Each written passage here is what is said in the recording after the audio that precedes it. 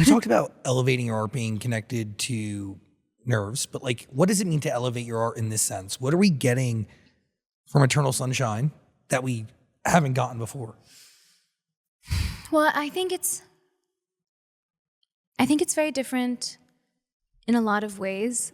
I don't like to do the same exact thing twice, but I think it's also different pieces of me. Like, it's very me, but just kind of my favorite rendition of it. Does that make sense? I don't know. It is you. I really am not sure how to specify what's most different about it, but It's just as honest as the music you put out before. I can even make the case that it's it's incredibly honest. Like, when you really listen to it, you hear a story. it's human. Yeah, I wanted That's to. it. Yeah, I mean, it's incredibly human, but it's also touching on Eternal Sunshine of the Spotless Mind. So it's kind of a concept album, which I also haven't done before, and that's also kind of why I don't want to put out a second single before the album, because I would like for it to be heard in one piece. It's a story of transition and growth. It's a story of love and growth and also loss and addressing. I mean, you address the most. I mean, you talk about the most. But it's all cloaked in this. I do, but hit also after hit after hit. it says everything and nothing at the same time. 100%. It's very vague and very specific, But like, all at once. But these songs are pouring out of you because there's so much emotion and so many experiences fueling it. It was definitely the most emotional writing process, for sure. For sure. Does it come naturally, or do these lyrics need to be refined over and over again? Like, what is the writing process?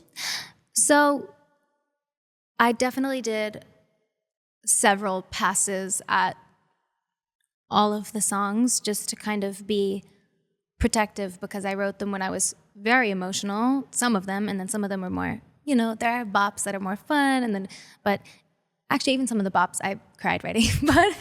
but I think like the thing that was beautiful about it was when I was writing, it was with no intention for the world to hear it. I was just kind of like, let's just go. Let's see what comes out.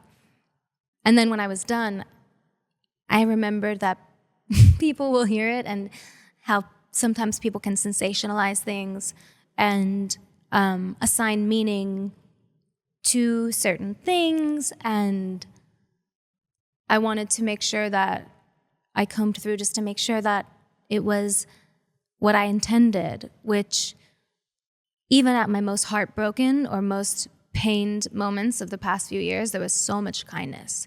There was so much love. There was so much honesty and transparency and respect.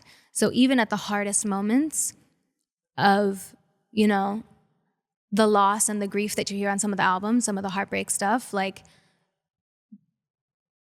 there was so much like love and transparency. So that was something I really wanted to make sure was captured. It wasn't like a fuck you at all and ever.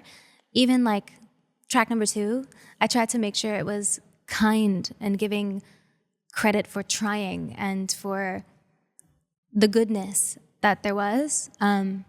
So that was like a tricky balance for me, because I definitely had some sessions where I was writing more emotionally and reactively, but that's also very human. So I didn't want to erase all of it.